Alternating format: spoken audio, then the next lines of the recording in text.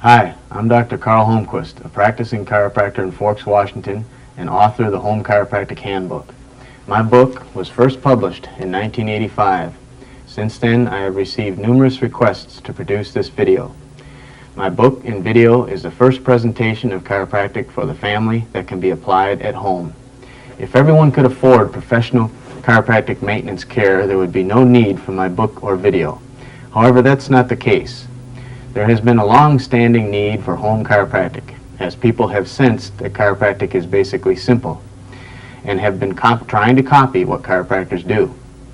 This video presentation will follow the Home Chiropractic Handbook, but before I outline the objectives, I need to make a few points clear to you regarding the responsibility of health to yourself and your family. The decisions in life as to what forms of health care you desire are yours alone. I cannot be responsible for your health through my book or video. I and 1-8 Incorporated, the producer of this video, disclaim liability for any loss or risk, personal or otherwise, resulting directly or indirectly from the use, application, or interpretation of any of the contents of this video. The Home Chiropractic video is not to be considered a substitute for the professional judgment of a doctor of chiropractic. Furthermore, this video is not intended to teach you to become a professional chiropractor. It is meant for your family only. There have always been people who are naturally confident in themselves, and they've been trying to copy chiropractic at home. Others may feel they need to develop the confidence, and yet others may feel they can never do it, and therefore should utilize only professional chiropractic care. The choice is yours. I have written the entire script and produced it with sincerity. I believe there is something in it of benefit to anyone. Now, my primary objective will be to bring the Home Chiropractic Handbook alive for you, and showing the adjusting techniques will constitute the major portion. However, there is no point in just demonstrating techniques without reading, explaining, and emphasizing the purpose. I'm not here to entertain you. This is a self-help, self-study video presentation. It demands your concentrated attention and will require repeated viewing. One thing I'm sure of, I know I can convey the simplicity and the beauty of the chiropractic philosophy, science, and art to you. I'm the fourth chiropractor in my family to have graduated from Palmer College of Chiropractic in Davenport, Iowa. Not so long ago, my brother-in-law became the fifth chiropractor. I have practiced for 17 years and cared for thousands of patients. Chiropractic is the simplest, easiest, most natural way to keep your body healthy. Of all the health systems relating to the body, chiropractic is the most scientific. It's based on absolute fact. The brain controls and coordinates all body parts through the spinal cord. We can use nuts and bolts logic here to prove this one. No one in history has ever had their head cut off and stayed alive. Health in the body is directly related to normal nerve function, from brain cell to tissue cell. Gray's Anatomy, which is considered a Bible of anatomy among the health professions, defines the brain and spinal cord as the central nerve system, or the master controlling system. We need only consider who created the human brain, and we know by its magnificent construction that it is the finest computer ever built. The computer, the brain and spinal cord, simply tells the body what to do through its message transmitters, the nerves. The brain is connected to every cell in the body through this intricate message system. To prove this to yourself, just wiggle one hair on your arm. This will stimulate that one hair follicle relaying a message over the nerves, communicating back to your brain. Every cell in every organ of your body is also told what to do by the brain through the nerve system.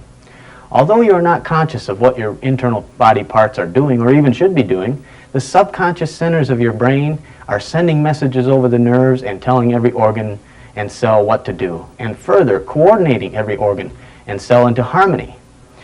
Understanding and maintaining this relationship is the key to health through chiropractic. That is, the brain must coordinate messages to every cell, all parts, so that these parts can function normally. If there is interruption in the message due to a misaligned vertebra that put pressure on the spinal cord or spinal nerves, then the body part that receives those nerve messages stops functioning normally and disease begins to develop.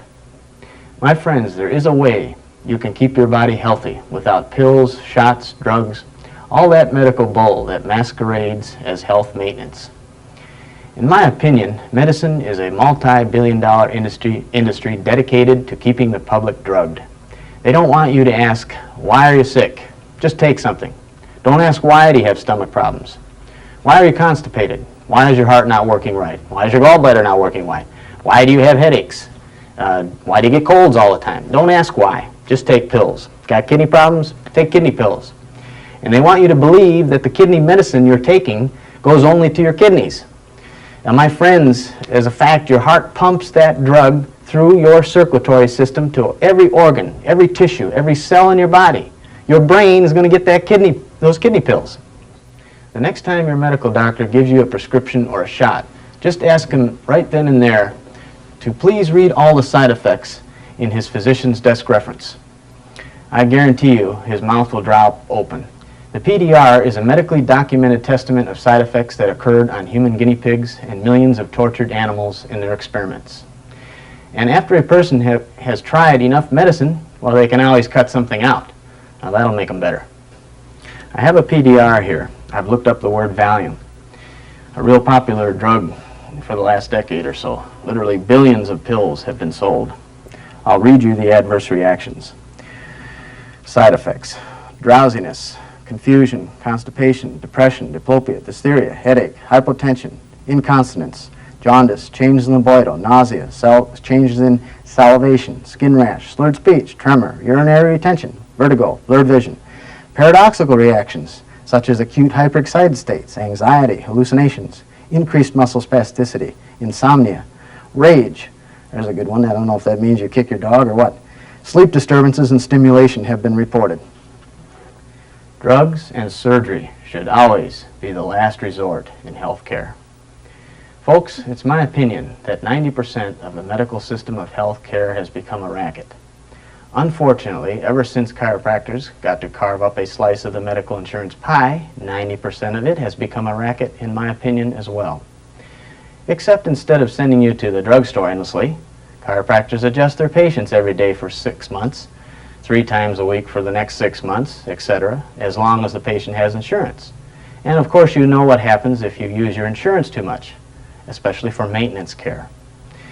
I guess what happened, in order to carve up a piece of the medical pie, chiropractors felt they had to try to be like medical doctors. And so now many chiropractic colleges teach all sorts of medical courses. Why a chiropractor needs training in giving vaginal or proctological exams in college is beyond me. You see today chiropractors wearing stethoscopes around their necks, taking blood pressure. I guess to feel like real doctors.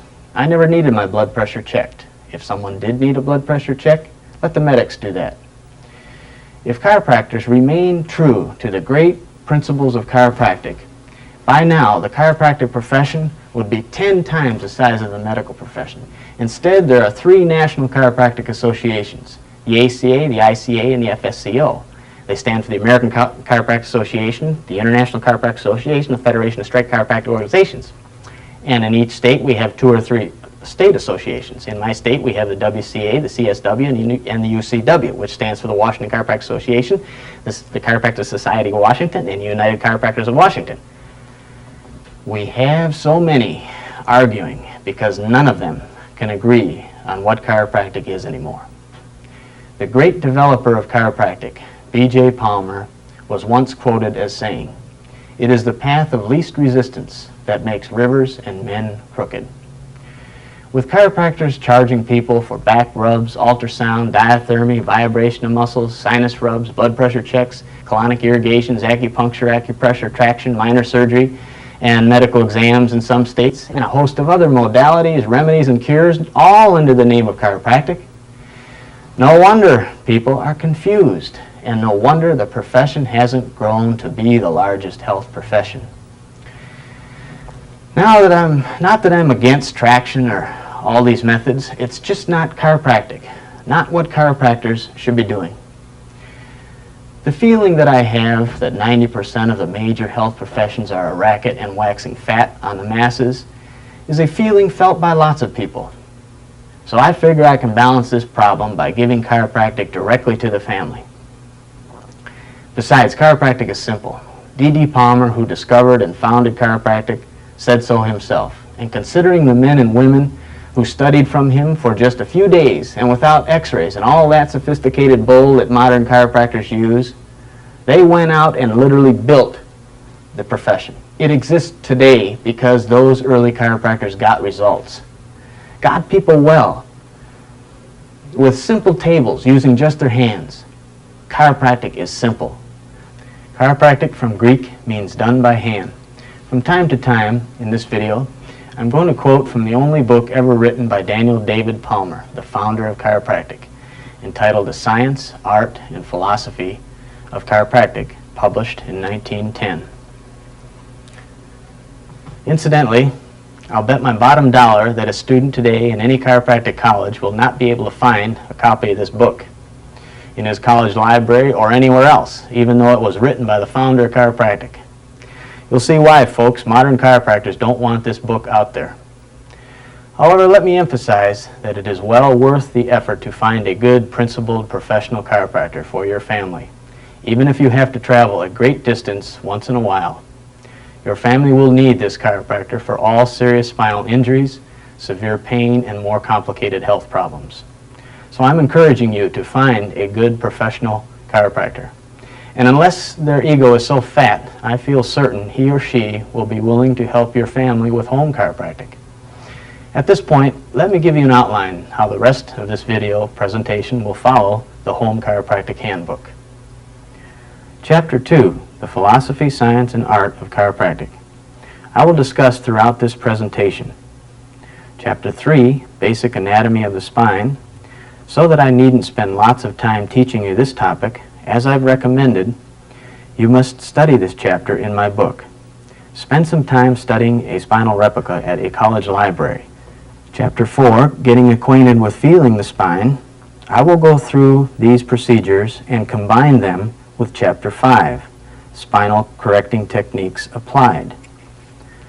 Chapter 6, How to Build Your Own Chiropractic Table, or how to order a table already made for your family.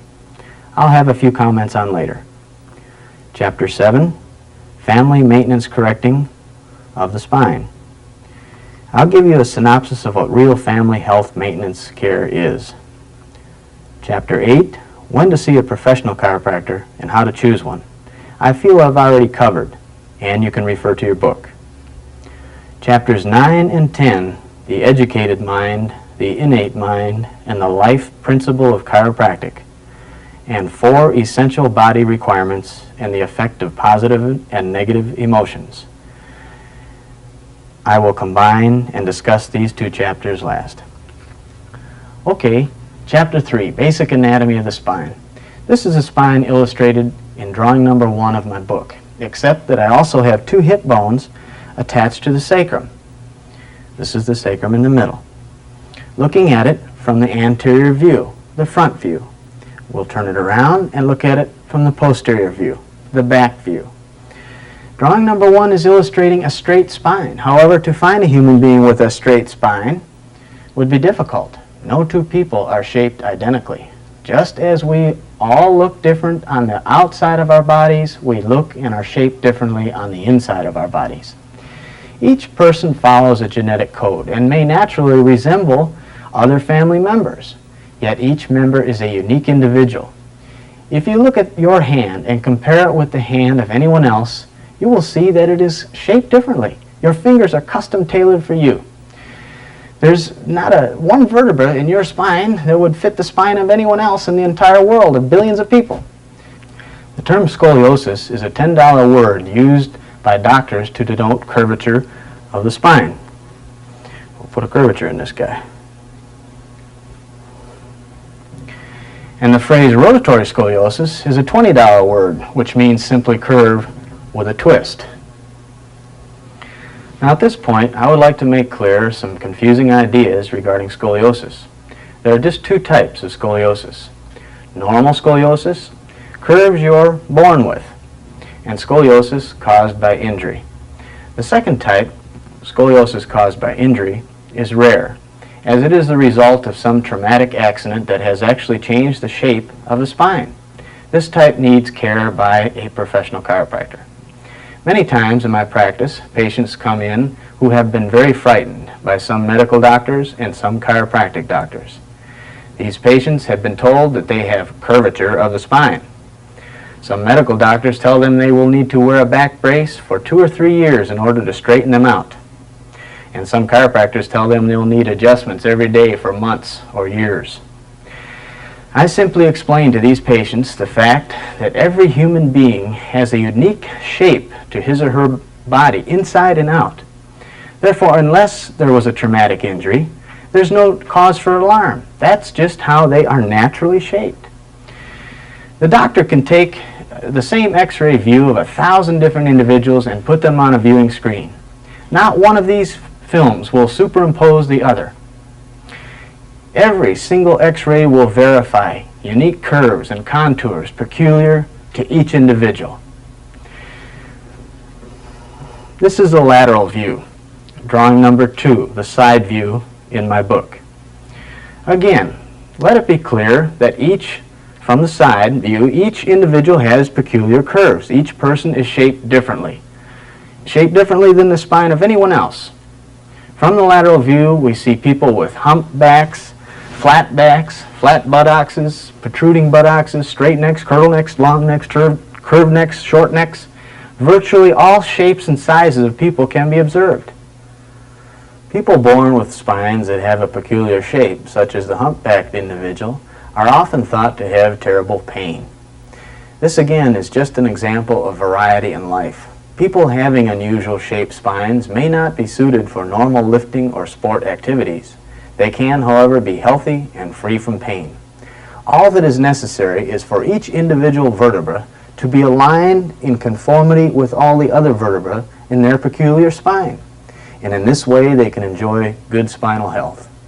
So the object is not to straighten the spine out, but to make sure each vertebra fits the way the person is normally shaped. What's normal for them? Let's misalign the vertebra.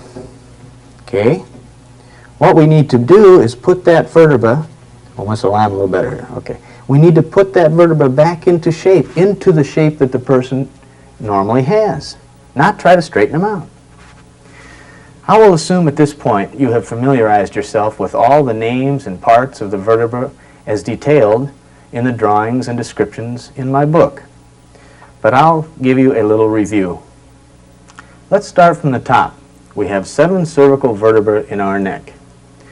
The base of the skull bone, which is called the occiput, articulates or joins to a vertebra called the atlas, which is shaped like a ring.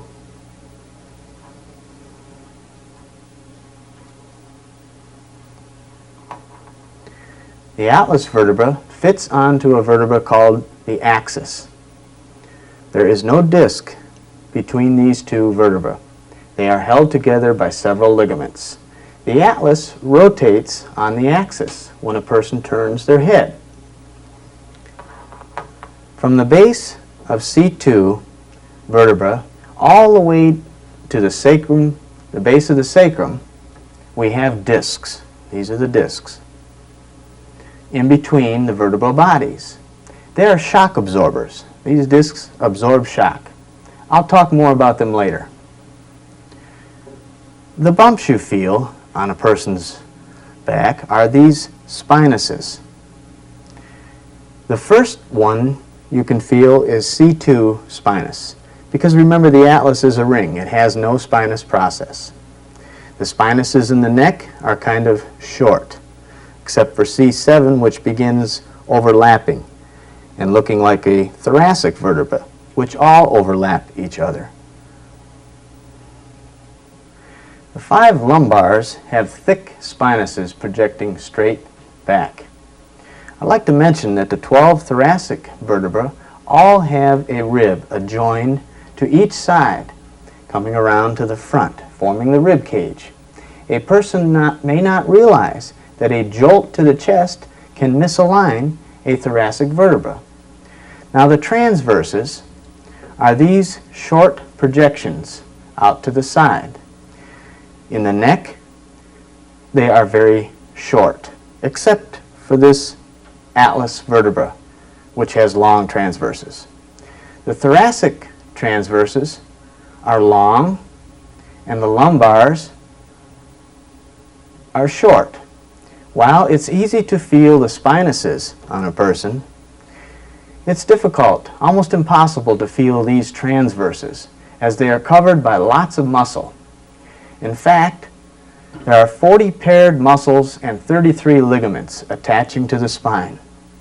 It's magnificently constructed, built strong to protect the vital spinal cord, and yet very flexible and movable. The spinal cord passes all the way from the base of the skull, from the brain, down through each of these vertebrae, emitting spinal nerves between the vertebra from the base of the skull to the tip of the sacrum. If a vertebra is misaligned, not fitting in conformity with the rest of the person's spine, it will squeeze on these spinal nerves. This squeezing pressure will interrupt messages to and from the brain, resulting in eventual disease. The bone below the lumbars is called the sacrum. It joins the two hip bones on each side to form the pelvis. There are three parts to the hip bone. We have the ilium, we have the ischium, and we have the pubis. Again, I recommend that your family get one of these spinal demonstrators.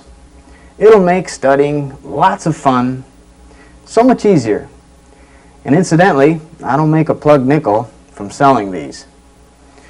I would appreciate it though if you'd mention to the company that you heard about them from my video. To obtain a plastic spinal replica, call or write.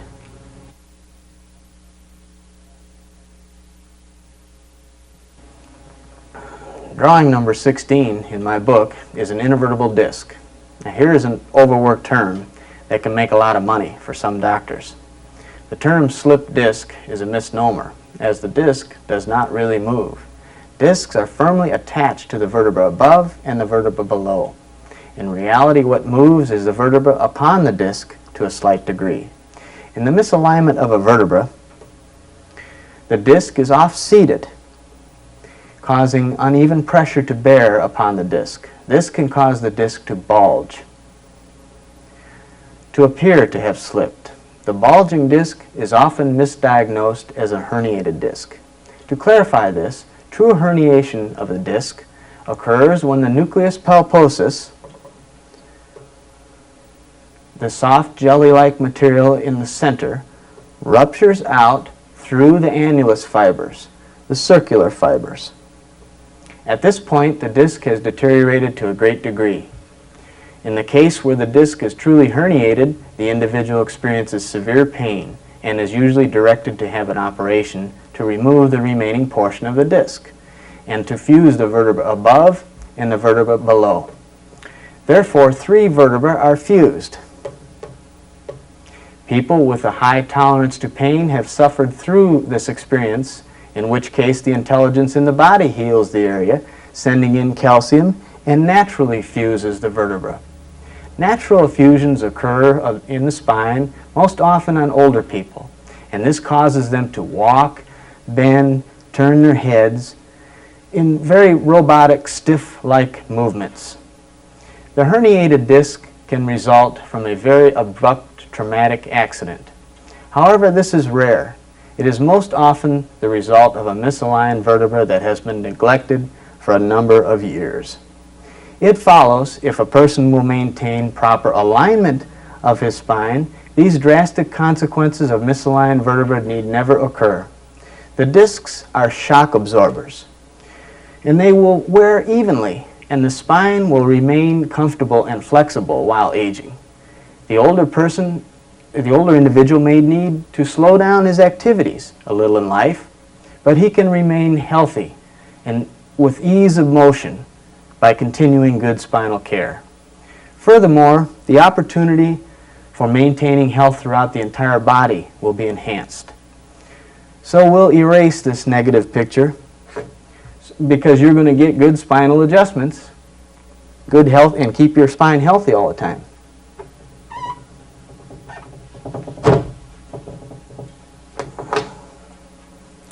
In my book, I have drawings of all the muscle groups attached to the spine. And while it is not necessary for you to learn all of the muscles that attach to the bones, it can be a great fun study for your family.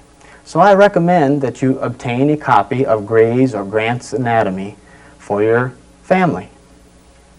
Now I'll briefly discuss the 6 major systems of the body: the glandular, the eliminative, the nerve, the digestive, the muscular, and the circulatory system. Each one is illustrated on a chart in my book. It shows their vertebral levels of nerve supply from the brain and spinal cord to the various parts of the body. Say, for example, a person had a misalignment in this area of the spine. It could cut down the energy or communication between the brain and, say, the kidneys. The kidneys then would function less than 100%, and eventually disease would develop. Each system and each organ within each system is coordinated and regulated by the master controlling system, the brain and spinal cord. In order to deny chiropractic as a legitimate healing art, it seems medical doctors have for years refused to admit this anatomical fact. To prove this point, on behalf of chiropractic, I will quote from Gray's Anatomy, 28th edition, chapter 11, page 781, the central nerve system, first paragraph. The nerve system is an intricate and extensive and complicated organization of structures by which the internal reactions of the individual are correlated and integrated, and by which his adjustments to his environment are controlled. It is separated arbitrarily for convenience in description into 2 large divisions, the central nerve system and the peripheral nerve system. The central nerve system, the subject of this chapter, is composed of the brain and spinal cord. The peripheral nerve system is composed of the nerves, ganglia, and end organs which connect the central nerve system with all the other parts of the body. Doesn't say some of the parts of the body, connects the central nerve system with all other parts of the body. You may be convinced now that chiropractic isn't just for bad backs, and you can see how important it is to keep your spine aligned in order to have a healthy body. Misalignments of the vertebra in the spine are like electrical short circuits, interrupting communication between the central computer and the body parts. The term is called a vertebral subluxation. Placing of the vertebra back into alignment is called an adjustment, or as I have called it in my book, a spinal correction. Due to medical programming, people wonder if vertebra will wear out from adjusting. No, just the opposite. Like a piece of machinery, if the gears only wear out if they are not aligned. As a basic law of mechanics, parts only wear out from not fitting right. So you want to keep your spine free and movable. That's why getting your family together once in a week for home chiropractic is so valuable. My family will be participating in the video, and I'd like to introduce them to you at this time. This is my wife, Renee. She's my true love. She does everything I tell her to do. Uh-huh. This is my boy, Jimmy. He's our artist, animal lover, athlete. This is my boy, Harold. He's our athlete, gambler, future stockbroker, financial wizard. And this is David, our scientist, philosopher, and diplomat. You'll soon see how easy it can be to correct misaligned vertebra in the spine. The Home Chiropractic Handbook photos of the correcting techniques are always on the right-hand page with the exact detailed description always across on the left-hand page. So it's easy to follow. Even though in this video you'll see the movement, you need the book to study each detailed description. Just before I get started here, I want to bring out old D.D. Palmer's book and read a few lines. This is very important. It will help you develop more confidence, knowing how simple the founder of chiropractic said it is. The basic principle and the principles of chiropractic which have been developed from it are not new. They are as old as the vertebra. I have both in print and by word of mouth repeatedly stated, and now most emphatically repeat the statement, that I am not the first person to replace subluxated vertebra, for that art has been practiced for thousands of years. I do claim, however, to be the first to replace displaced vertebra by using the spinous and transverse processes as levers, wherewith to rack subluxated vertebra into normal position, and from this fact to create a science which is destined to revolutionize the theory and practice of the healing art. I have found it better to give regional locations for adjustments rather than the number of the vertebra. The nerves of innervation which go to the organs in various parts of the body do not always emerge from the same foramina in all persons. The same holes, the same nerve holes is what he's talking about. Remember, there are no two of us alike in our osseous or nervous makeup. Knowing the region of dislocation, it is easy for the chiropractor who comprehends chiropractic as a science to locate the displacement and the affected nerve by the contour of the spinous processes. The counting of vertebra is uncertain, especially in fleshy persons. Knowing the locality, the vertebra, not the vertebrae, is easily located by the chiropractor who has learned it as a science, and the adjusting is easily accomplished by the one who has acquired it as an art. Counting vertebra is unreliable and a waste of time. The aim throughout this book has been to explain subluxations and their adjustments around 6 words: superior, inferior, left, right, anterior, posterior. With these, any combination can be elaborated upon. This is the way I've explained it in the Home Chiropractic Handbook. High, low, left, right, front, back, anterior, posterior. Anterior is front, posterior is back. I founded the science and art of chiropractic on a plan of economy, not elaboration. The act of replacing vertebra is that of racking into normal position those which have been displaced. He says, chiropractic is a thing of beauty, for it demonstrates the strength of a simple principle. D.D. Palmer described the adjusting movements as a quick, energetic move. The following are specific terms defined in my book to help you grasp this concept. You'll need to study these from the book. It's easy because the descriptions of each photo technique always follow the same sequence. Number 1, technique. We'll describe how it is used and for which misalignment. Number 2, contact. We'll describe hand or finger contact and where to place on spine. Number 3, line of drive. We'll describe the direction that the correction is to be made toward. Number 4, PFS. These letters will stand for pressure, force, speed. Each will be described together as pertaining to a specific correction shown. Number 5, observe. Indicates that you are to note the angle or other special points in the photograph. Number 6, stabilize. This word will be used in describing the stabilization hand, which does not make the correction, but rather helps bring to tension, supports, lifts, or adds stability. Number 7, follow through. We'll describe the correction made to the line of drive. Direction or line of drive. Each person is a uniquely shaped individual, and the line of drive will vary with each one. Pressure. You'll see how to apply pressure with your contact hand or hands, bringing the general area to tension. Force. The amount of force needed must be determined by common sense. If the individual is relatively large with a muscular build, it may take considerable force. However, if the individual is small in stature, less force will be needed. with older people and children, very little force is needed. In fact, just use a little force with all corrections. When you develop confidence, you will know if and when to increase the amount of force. Force is relative to muscle tonus, size, and age. Speed. Speed is a complement to force. As a general rule, the more speed you can develop in correcting vertebra, the less force you will need.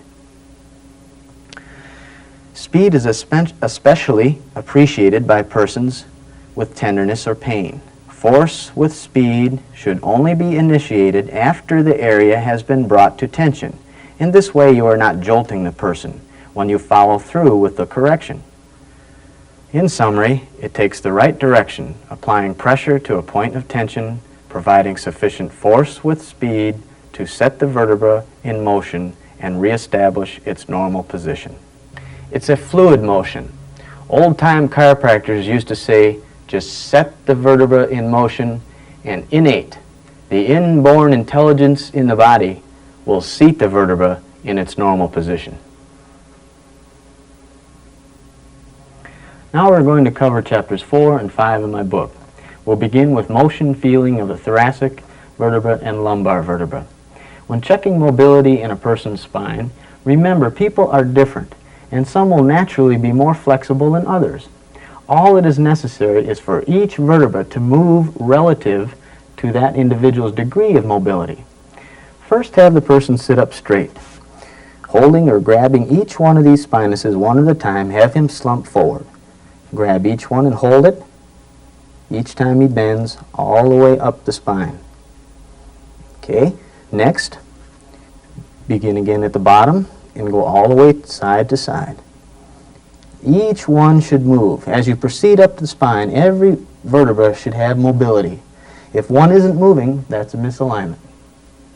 The bumps you feel on a person are these spinous processes.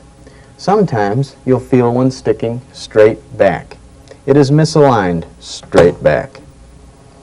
Following along in my book, I'll show you the adjustment described in photos 1, 2, and 3 to correct these straight posterior thoracic vertebra for T1 through T12 using the thenar portions of your hands. Place them under the thoracic transverses and adjust straight in. Folks, for easy reference, make note my left hand always has my wedding ring on it, the same as in the photos in my book. If you feel the spinous process sticking straight back, like I've showed you on the steel spinal demonstrator, using the thenar portions of your hands, place them equally on each side of that spinous, over the transverses. Now the spinuses overlap a little, so you can have the person pick up their chin, just set it down looking forward a little bit. Okay. Now I want to make a point here that this is not a 1-2 adjustment, isn't a 1-2-3 go jolt. Bring to tension. You might have the person take a deep breath, exhale, and relax. You'll be driving P to A, from back to front. Okay, with a little PFS, pressure force speed. Here's the adjustment. I'll show you that again.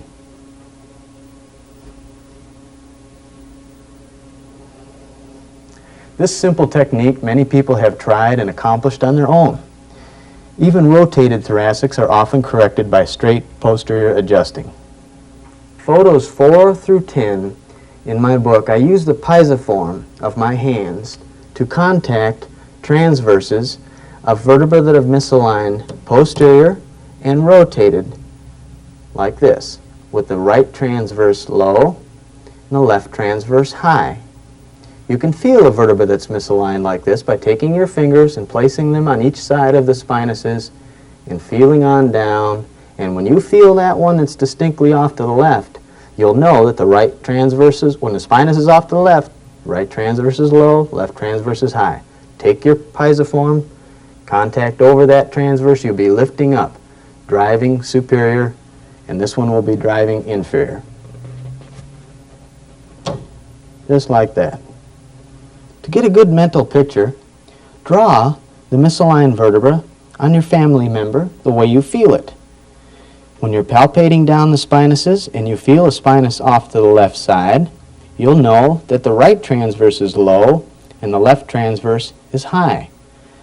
Take the pisiform of your left hand, place it onto that low transverse, and you'll be driving P to A and lifting up a little, stabilizing with your right pisiform onto that left transverse.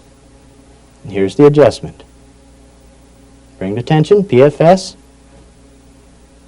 I'll show you that again. Bring to tension, pressure, force, speed. All right, I'm on the person's left side, same as in photos 7 and 8 in my book. Stand in a balanced, comfortable position. Feel the spinuses, and when you feel that spinous that's off to the right, that spinous will be off to the right, you'll know that the left transverse is low and the right transverse is high. We'll take the pisiform contact of my right hand and place it on that left low transverse. Take the pisiform of my left hand and place it on the right high transverse. Stabilize that one. Tissue pull, you can see that vertebra is going in place on the tissue right there. Okay, we'll bring it to tension. Bring to tension, pressure, force, speed. Okay, I'll show you that again. And the line of drive is P to A, lifting up a little. Write your family members' names next to the photos in my book of the correcting techniques that feel good to them. You can list the numbers of the vertebra, but eventually you'll have each person memorized. That's why home chiropractic can be so successful for you, because you only have a few people to memorize what works for them.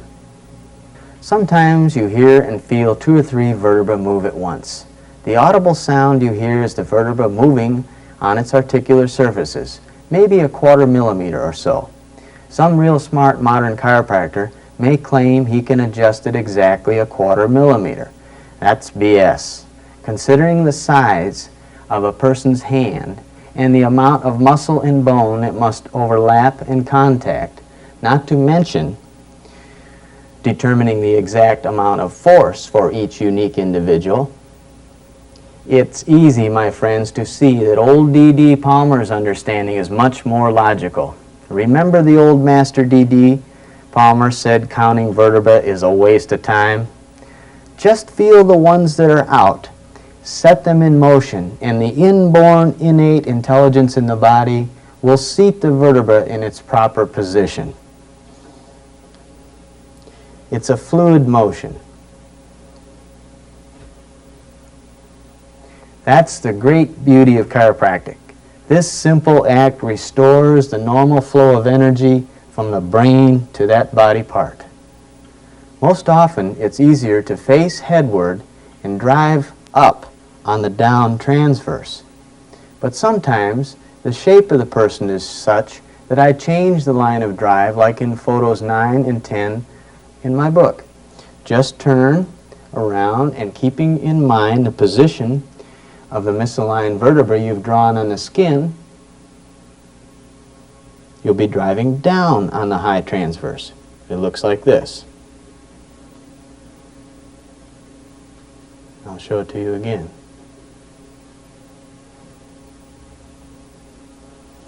Well, that's how simple thoracic adjusting is. When you get good at it, you'll be able to change your hand position instead of moving to the other side of the person. Just visualize the drawing on the skin and reposition your hands.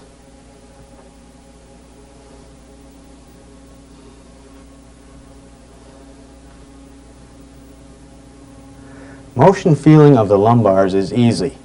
Just firmly grasp the spinous of the lumbar with his knee between yours. Feel the movement of each spinous. They should all move freely relative to the rest of them. Motion feeling of the pelvis is easy. Grasp the crests of the ilium, placing your thumbs over the dimples. Have the person pump like a bicycle. The hips should move free, equal, and without pain. The old $1,000,000 roll, as people used to say, is an adjustment patients have tried copying for years. They'd adjust them on one side and then on the other, and they got results. I'll show you these lumbar and pelvic techniques in my book, more specifically photos 11 through 16. Now, photo 11 is a pull technique used in L1 through L5 for a vertebra misaligned posterior with the spinous to the right. Have person lying on their right side. The left leg is bent forward with left foot tucked behind right knee. Left foot must be kept firmly in place while the correction is made. Contact is my middle fingers of my right hand firmly grasping the lumbar spinous. Line of drive is pulling laterally, lifting spinuses toward me. Again, this is not a 1, 2, 3, go. Apply pressure to tension with knee of your right leg on top of the person's left leg. At the same time, apply pressure to tension with your left hand stabilizing on the person's left shoulder. To make correction, with your contact hand and finger, pull to tension using a little force with speed, following through line of drive. I'll show you this again.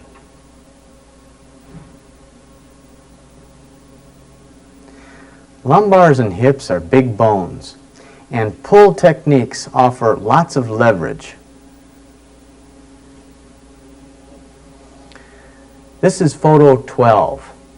The same technique, but the opposite side, for a lumbar misaligned posterior with the spinous to the left. Bring to tension, pressure force speed. I'll show you that again.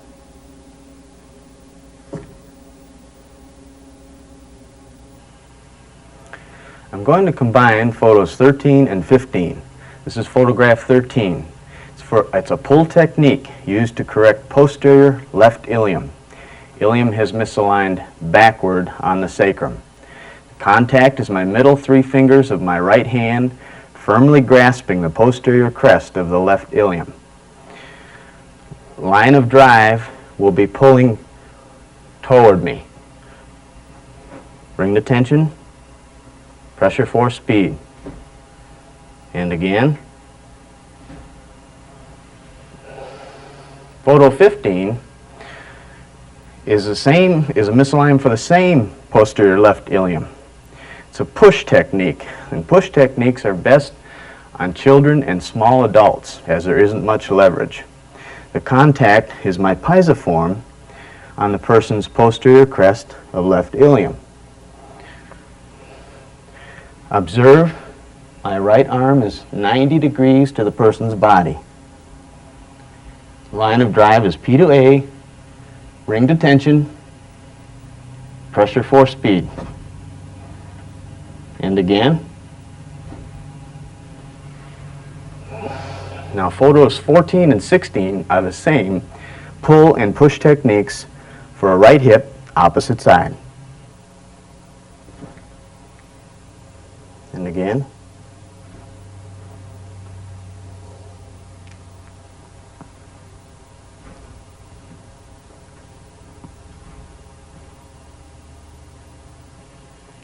Let me explain the equal leg length check, photos 17 and 18 in my book. Once a doctor finds a person with a short leg, some of these guys sell endless office visits and heel lifts like candy. Folks, if I pulled 100 people off the street right now, half of them would have one leg shorter than the other. This check is simply a tool to help analyze the spine. Nothing is always absolute because everyone is unique. The check may be totally useless if a person has an anatomical short leg caused by a birth deformity, broken leg, polio, etc. We are checking for a functional short leg, one that could be caused by a misalignment. Part 1, pull the body straight, grasp the feet and ankles, Observe the length. If they're equal, fine. Part 2. Say the left leg is short. Bend the knees, looking up the crack of the butt, right to the base of the skull. Okay, if that left leg stays short, this left hip could be misaligned high and forward, anterior superior. The same would be true if the right one was short. The right hip could be misaligned high and forward.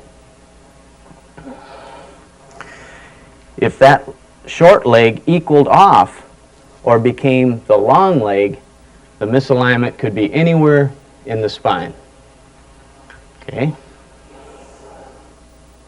With the leg, part 3, with the legs down, have the person turn their head to the right. If the leg length changes, the atlas could be out to the left, down towards the table. Okay, put your head back in the center. Turn the head to the left. If the leg length changes, the atlas could be out to the right, down toward the table. Photo 19 is a push technique for a double PI iliums, meaning both hips have misaligned posterior and inferior. The person would look like this. Hips are posterior and inferior. The contact will be my thenar of each hand corresponding to the posterior crests of the iliums.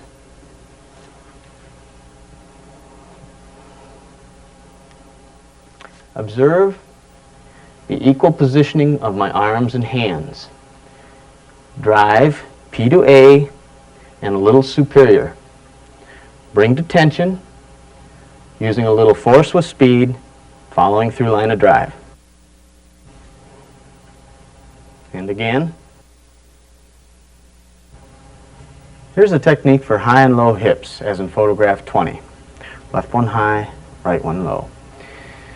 My left hand drives inferior and little P to A. My right hand drives superior and a little P to A. Okay. Bring to tension, pressure, or speed. And again. Now you can use a leg check to figure this out. If you're having a difficult time, just try something different. Professionals do it all the time. They just don't admit it. You can ask the person, how does that feel? And they'll say, gee, that's awful tender. Switch your arms. Bring this hip down and drive the left one up. How does that feel? Oh, that feels much better. That's the adjustment. Bring the tension. Pressure, force, speed. Again. Photo 21 shows another push technique for an AS left ilium. Left hip is misaligned high and forward. The left leg is short on that side, and the person will tend to be pigeon-toed. If both legs are pigeon-toed, then both hips are high and forward. The contact will be my right hand pisiform on the posterior crest of the person's left ilium. Now observe my left hand grasping her left ankle. You may lift the leg slightly for extra leverage. There's a great advantage in these techniques for a small woman working on a big man. The higher you lift the leg, the more advantage you'll have. You'll actually feel that hip begin to move. The line of drive, it will be inferior and a little P to A. Apply pressure to tension, following through line of drive. And again. Okay, photo 22 is the same technique, opposite side, opposite hip. And again. Photo 23 is a push technique used for an external left hip. Hip is rotated outward, causing the left foot and toes to be pointed outward. The bow leg person. Contact is the pisiform of my right hand on posterior crest of left ilium. Observe my left hand grasping left ankle. You may need to lift the leg slightly for extra leverage. My right hand will be driving laterally, away from me. Okay? Apply pressure to tension with the right hand contact, using a little force with speed, following through line of drive. And again. Remember, each of these techniques is simply and thoroughly described in my book. Just coordinate your book and video study. Photo 24 is the same technique, opposite side, for your right external hip. Okay, this is the right external. And again.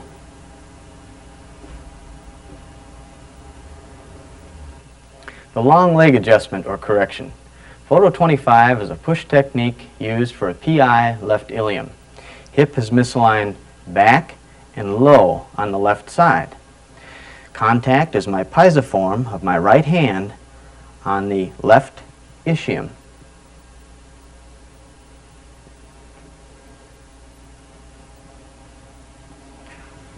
Observe my right contact hand and forearm are parallel to the person's body and correcting table for a direct superior line of drive. Apply pressure to tension with your knee, stabilizing with your stabilizing hand on the shoulder. It's a quick, energetic move. And again.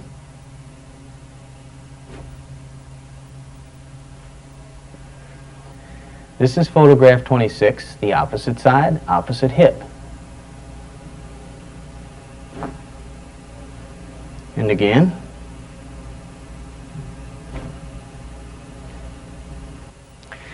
Every so often, no matter what I try, nothing moves. So I try adjusting the sacrum, the wedge-shaped bone between the two hips.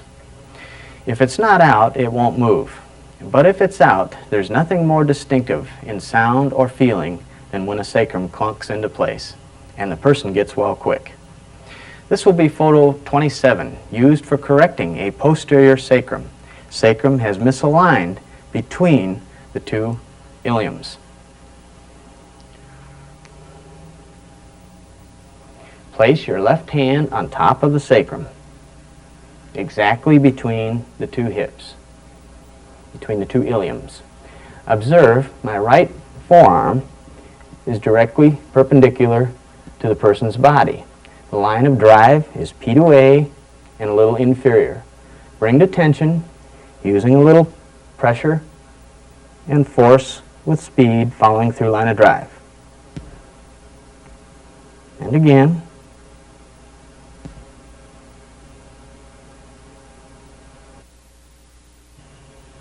All right, now we'll go through motion feeling of the cervicals. Have the person turn their head to the right and then to the left. Okay. Movement should be equal in both directions. Okay, and then have them rotate their head in one direction, as far as it'll go, and then in the other direction. Movement should be free and equal relative to that person. Okay, to feel the spinuses, have them bend their head forward. These spinuses will be sticking out, accentuated with their head forward. Real easy to feel. You'll be able to feel each one.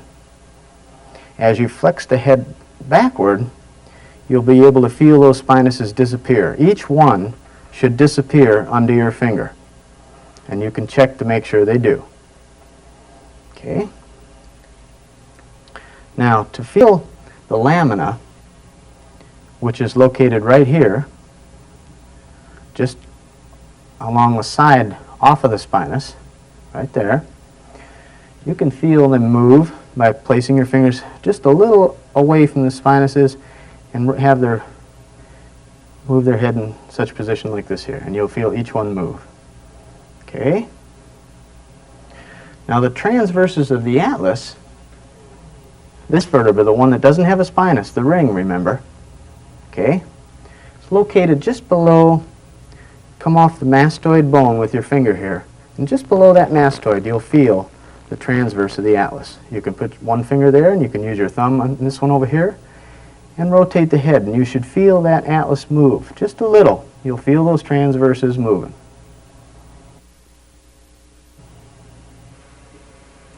The neck is the easiest to adjust of all once you get the feel for it.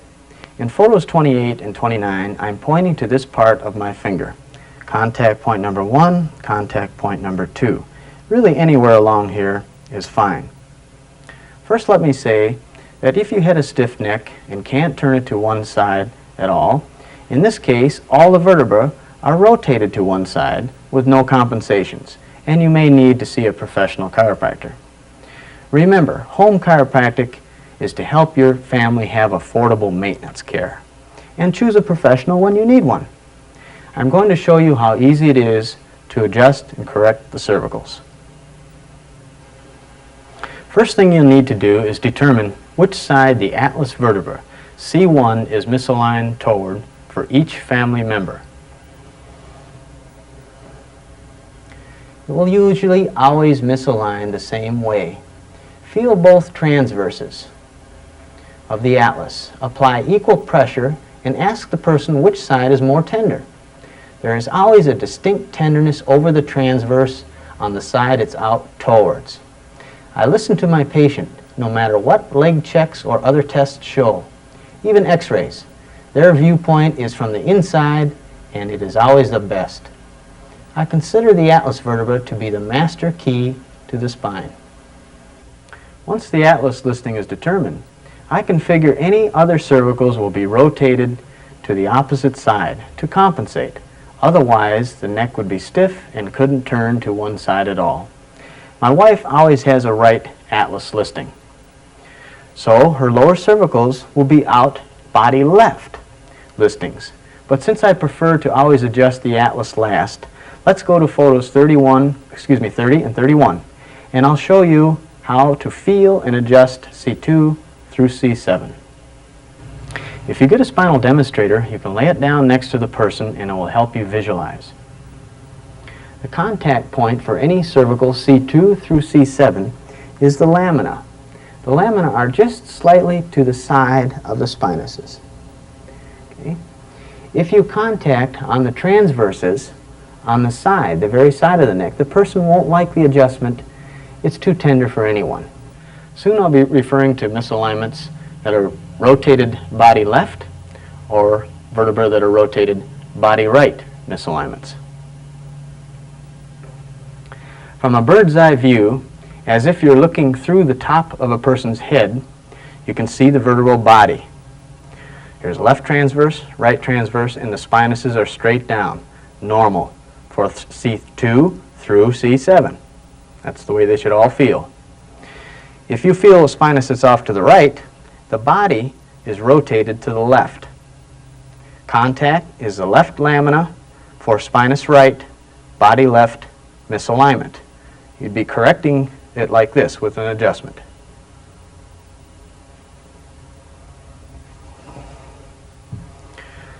For a spinous left, body right misalignment, contact would be right here.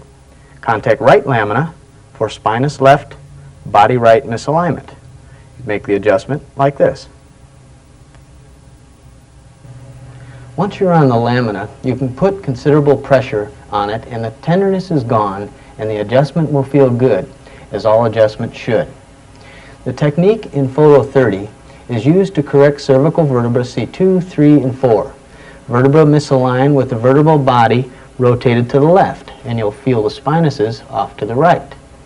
Contact hand is using this area of my finger on my left hand on the lamina of C2, 3, or 4. Observe her face turn to the right side with my right hand cradling her head and my left hand and forearm in a straight line of drive across her chest, about 45 degrees. The line of drive will be a little S to I, 45 degrees. It's important for all cervical correcting, have the person completely relax. Suggest that he visualize that his head is nice and relaxed, just like a sack of beans, loose and floppy. Bring to tension, a little pressure with speed, and again.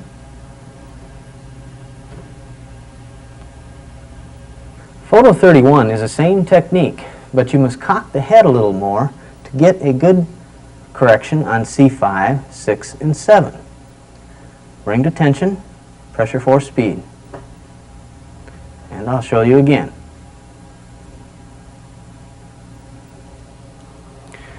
Everyone is different. Once you get a good correction, you'll remember it. So mark it in your book on that page for that family member. Photo 32 is the same adjustment, opposite side, for C2, 3, and 4. Contacting the lamina, bring to tension, pressure for speed. Okay, and again.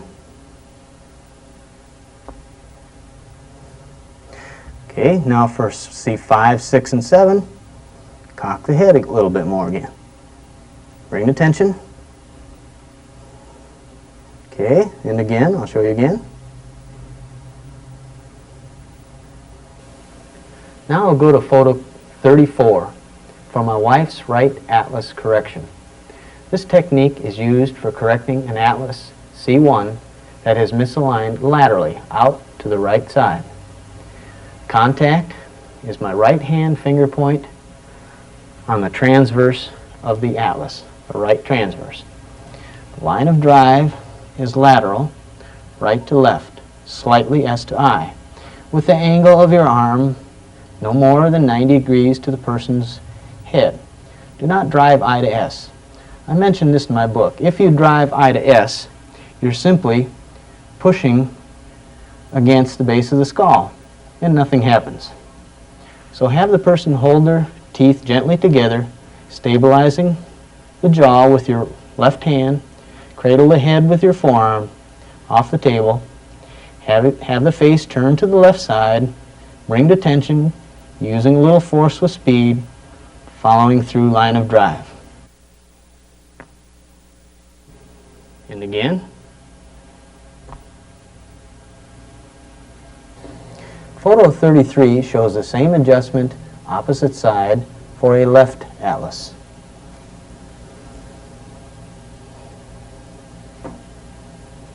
And again.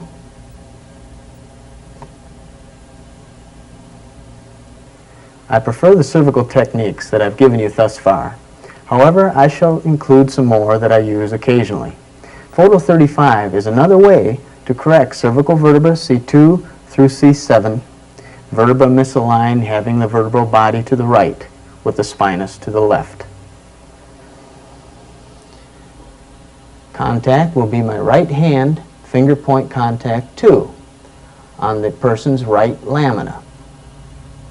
You'll be driving laterally.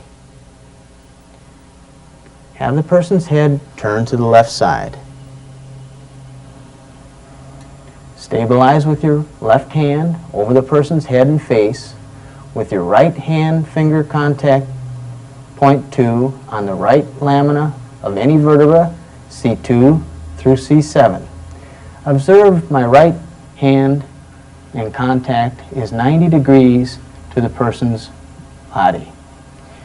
Bring to tension, using a little force with speed, following through line of drive. And again.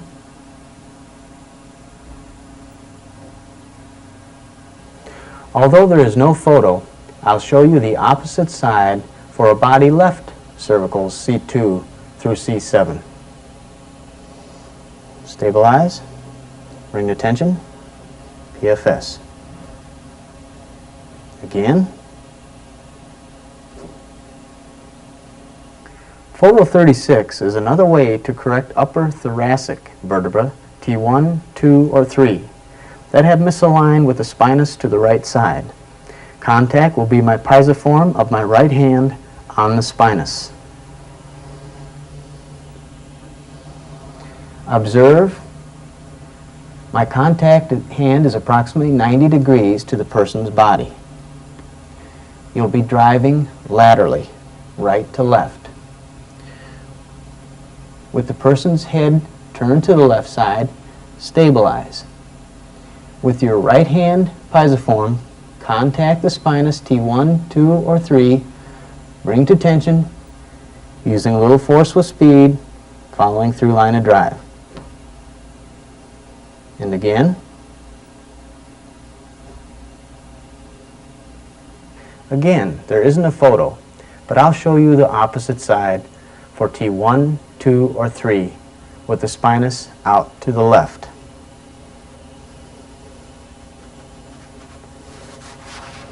Stabilize, bring to tension, PFS. And again. Photo 37 is a great old adjustment. I can free all the vertebrae up one way and then the other, and they all seat themselves where they belong. The technique is used to correct vertebra C2 through C7, misaligned, having the vertebral bodies to the right and the spinuses to the left. Contact middle finger of my left hand on the lamina of any vertebra C2 through C7. Observe my left hand contact and forearm are parallel to the floor, approximately 90 degrees to the person's body. The line of drive is pulling laterally toward me.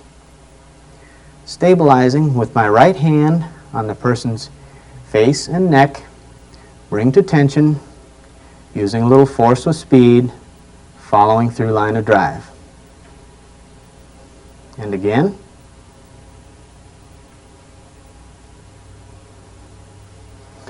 The opposite side looks like this.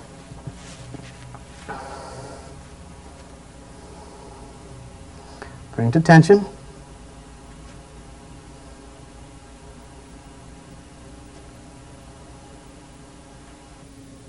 Hi, I'm happy to have baby Alicia here today for her first film debut. If you have an infant in your family, you can check and gently adjust baby's spine like this. Take your two fingers and along each spine, on each side of the spinous, run your fingers down her spine. If you find a spot that's tender, baby will fidget, and you can adjust it just like this. Now this baby's in good shape though, but that's how simple it is.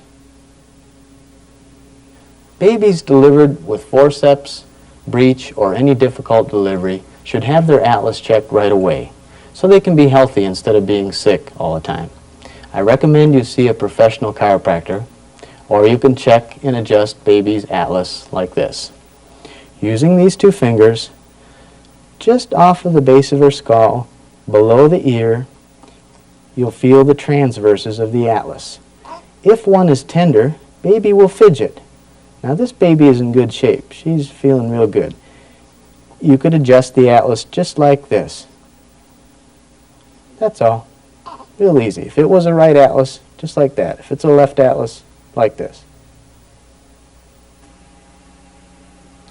Let me show you some self-adjusting. You can keep your thoracics free and movable with this simple exercise.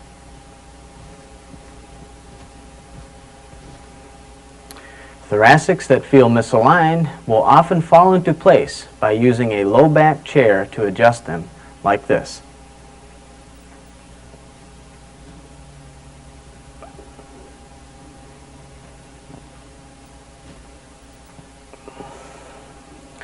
Your neck should be free and movable when rotating it.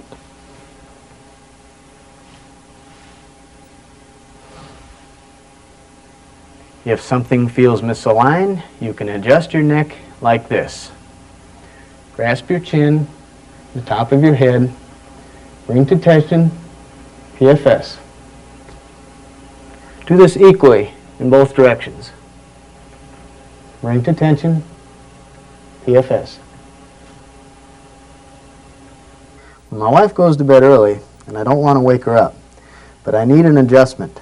This is my favorite self-adjustment. I call it the self-neck toggle. I place my left hand piezoform on the transverse of my atlas, on the left transverse of my atlas. My forearm's about 90 degrees. Bring to tension, PFS. Now you can do the old $1 million roll on yourself, just stabilizing this knee using your pisiform contact on your posterior crest of your left ilium. Bring to tension. PFS. Okay? And you can do the same on both sides. Unless just one side feels good, just do one side. Using your pisiform, stabilize, bring to tension, PFS.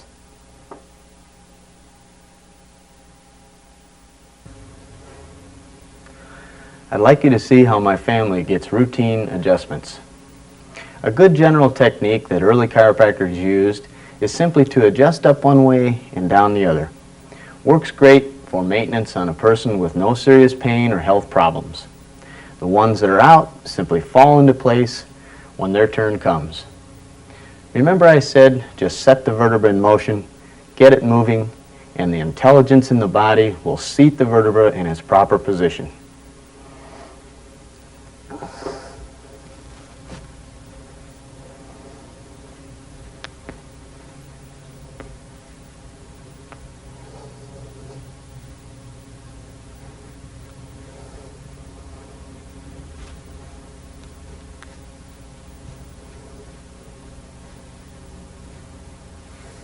Okay.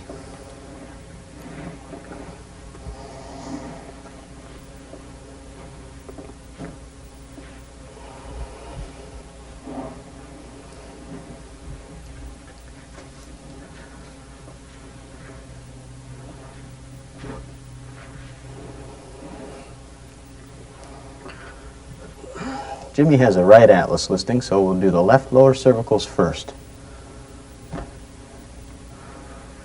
And then his right atlas. Okay.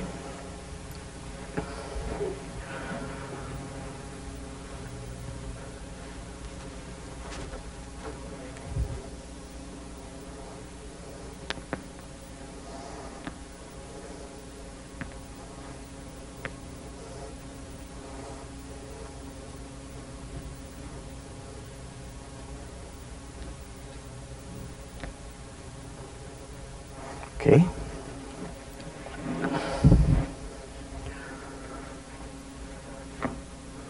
Okay.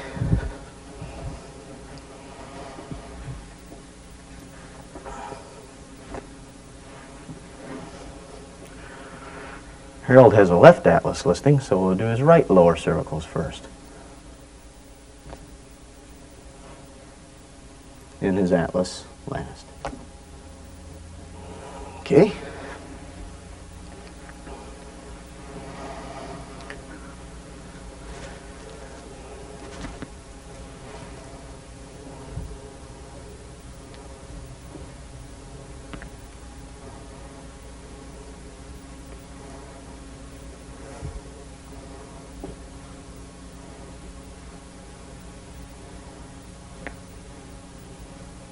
Okay.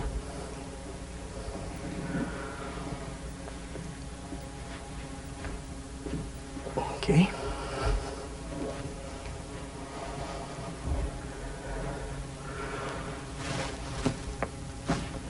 Okay. David has a left atlas listing, so we'll do his right lower cervicals first. And his left atlas. Okay.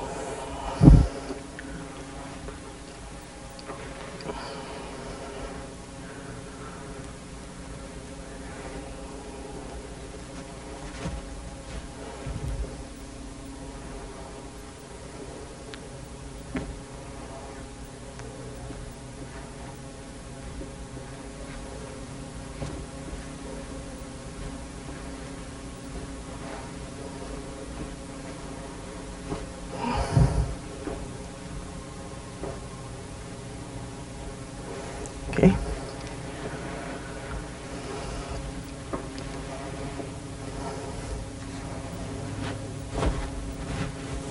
Okay.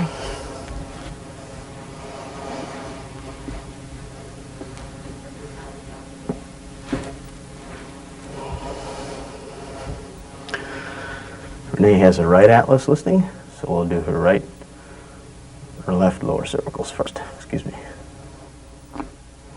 And her right atlas last.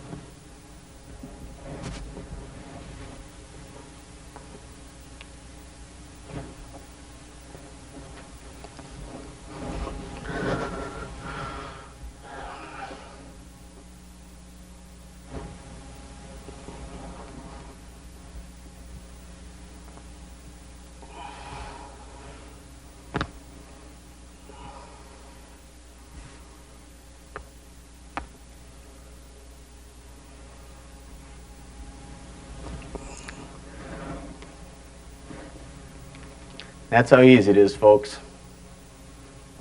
And you can see how just one round of at-home family chiropractic can pay for this video and book.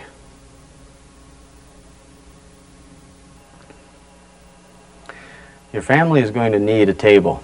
Beds and sofas are really too soft. In my book, I have listed the tools and detailed plans, even upholstery instructions to build one.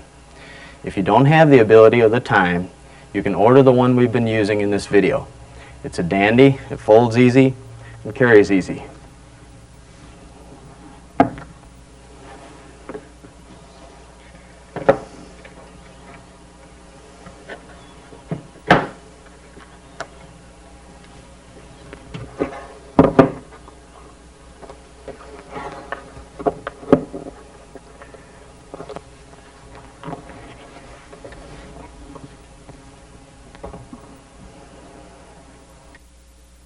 So folks, get your family's cooperation, a home chiropractic handbook, a video, and a table.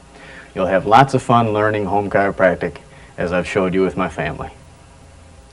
For ordering information, call 206-374-6500 or write 1-8 Incorporated, The Country Living Store, P.O. Box 2075, Forks, Washington, 98331.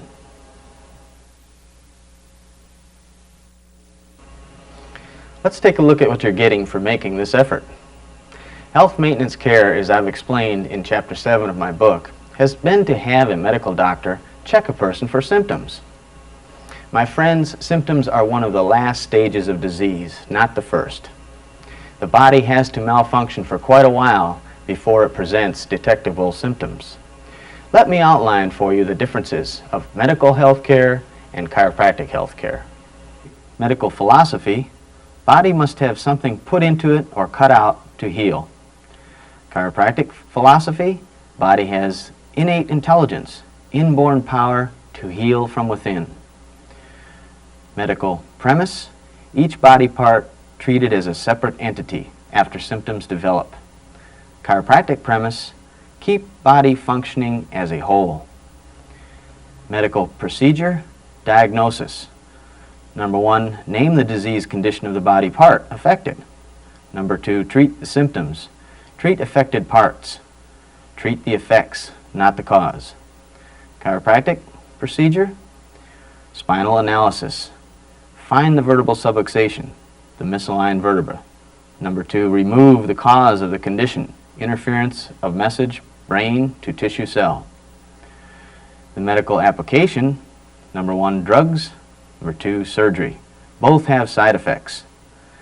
Chiropractic application: spinal correction by hand, no side effects. Medical results: pain or symptoms suppressed by drug, weakens body resistance. Surgery removes parts. Body must function less than 100% whole, less than 100% healthy.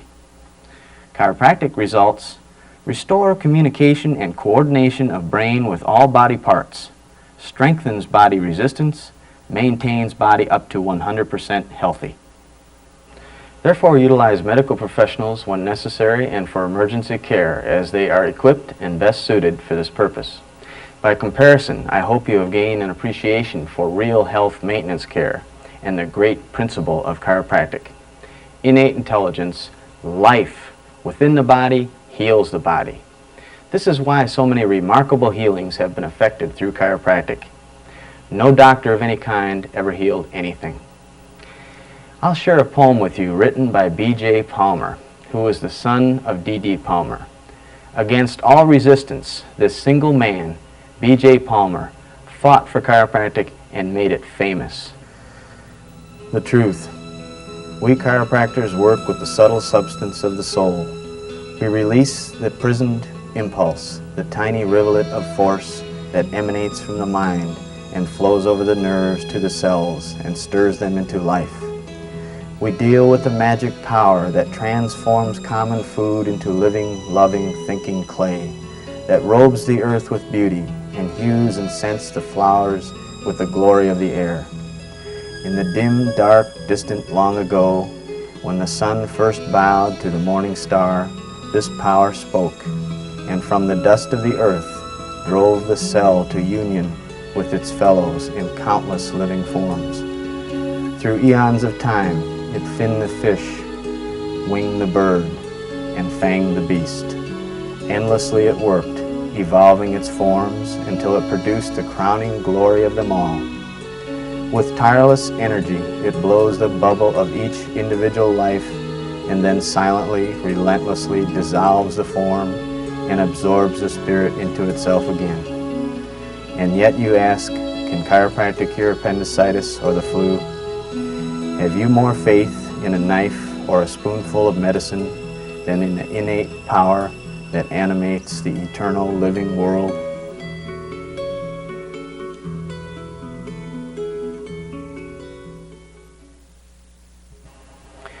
My friends, in the last minutes of this video, I want to convince you that you can consciously cooperate with this great universal intelligence within you, and you can be healthy all of the time.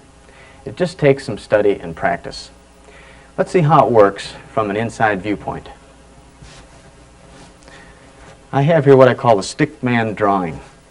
B.J. Palmer referred to the conscious portion of the mind as the educated mind, the thinker. That's you.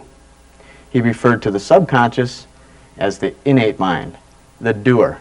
It has all the power. Christ, the great master teacher, fully understood and taught this principle. He said it this way, "As a man thinketh in his heart, so is he." He understood what you think and choose and dwell upon in your educated mind becomes impressed into your innate mind and manifests in your body and or environment. He taught this as an exact law. This is why he could further emphasize, "Be not deceived. As you sow, so shall ye reap." The garden he spoke of is this great subconscious innate mind. And what thoughts you plant will grow and manifest in your life. In relation to this simple stickman schematic, one thing you should know is the power of suggestion.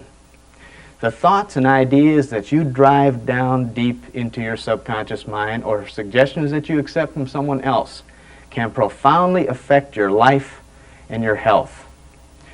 There is nothing, my friends, more powerful in influencing the mind and body toward health or disease than the power of the spoken word once it has been impressed deep into this subconscious mind. How suggestion works is explained in greater detail in the Home Chiropractic Handbook. Let's say you choose to eat a biscuit. Now you can swallow it up, and that's all you can do. Now, as long as there's no interference with the digestion of that biscuit, the power of the universe, innate, will convert it into living tissue, blood, lymph, bone, muscle, skin, while your very brain is made of that biscuit. My friends, there isn't any doctor, preacher, scientist, anybody that can make blood out of a biscuit. All right, now what can interfere with this process? Well, we know that a vertebral misalignment caused by life's various physical activities can disrupt the digestion. Of course, all serious trauma, poisons, injuries, etc. can interfere and will require professional care. But what about stress or emotional upset? Do you think this could interfere with health? You bet. The best research of today indicates that 80% of all human disease is related to stress. Stress is the inability of a person to balance his thinking and emotions and adapt to his environment. With study, you'll be able to understand this from an inside viewpoint using this stickman drawing. Negative emotions such as fear, worry, anger, jealousy, destructive criticism, hypocrisy, and hate, just to name a few, cause stress in the body, and stress causes disease. I offer you the following example. When an individual expresses, for instance, anger and jealousy, the entire human body is affected adversely, not to mention the negativity he sends forth into the environment.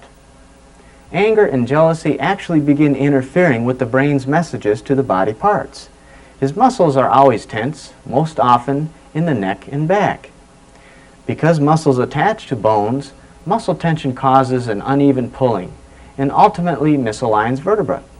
Thus, organic breakdown of the body begins due to lack of normal nerve transmission, brain cell to tissue cell.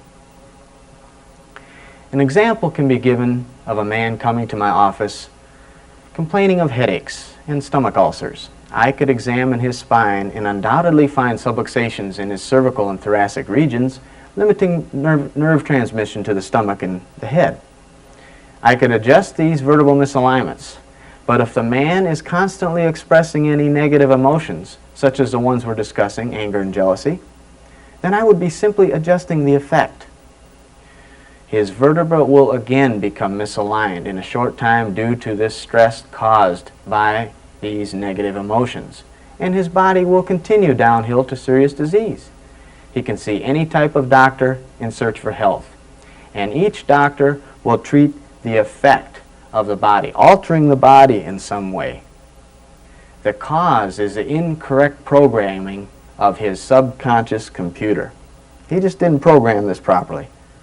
Caused disease in the body. He must seek a doctor that can find the cause behind the effect, or he must discover it for himself.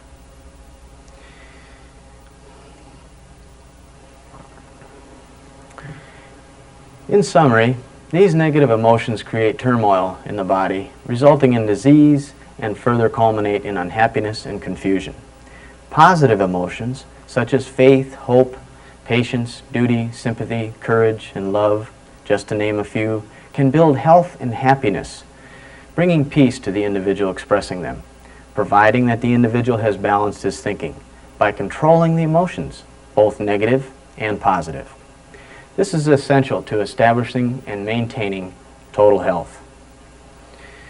You're probably wondering how you're going to do all this. Well, with some study and effort, it's easy. The Home Chiropractic Handbook devotes the last 2 chapters to this endeavor.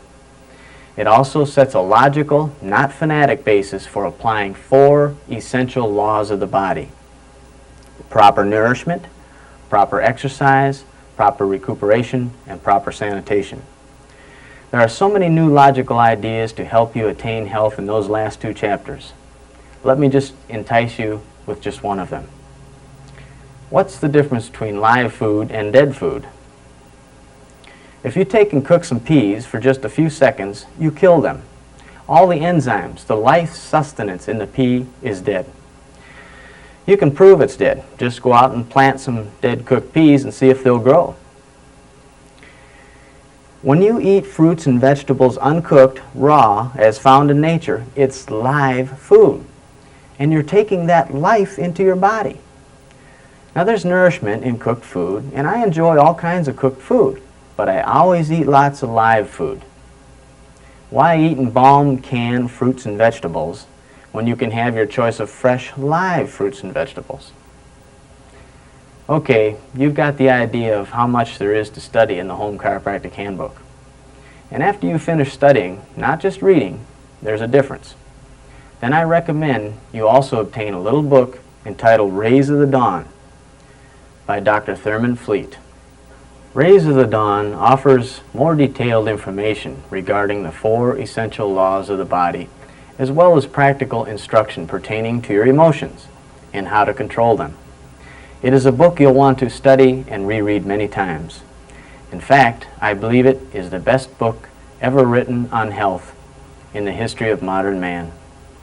The book, Rays of the Dawn, may be purchased from the Concept Therapy Institute by calling 1-800-531-5628. Most important, if you don't have a copy of my book, The Home Chiropractic Handbook, to study with this video, just send a check for $24, includes postage and handling to Dr. Holmquist, 1-8 Incorporated, P.O. Box 2075, Department V, Forks, Washington, 98331. In bringing this video to a close, I hope you and your family have been able to grasp the truth that it is this great universal intelligence expressing life through the body that you must endeavor to understand and cooperate with in order to have lasting health. So get busy with your family and study the materials I've suggested to you. I feel if you'll make this effort, chiropractic will be simple, health will be simple, and life will be simple for you. To all you pioneer families in home chiropractic, I wish you success. My best to you.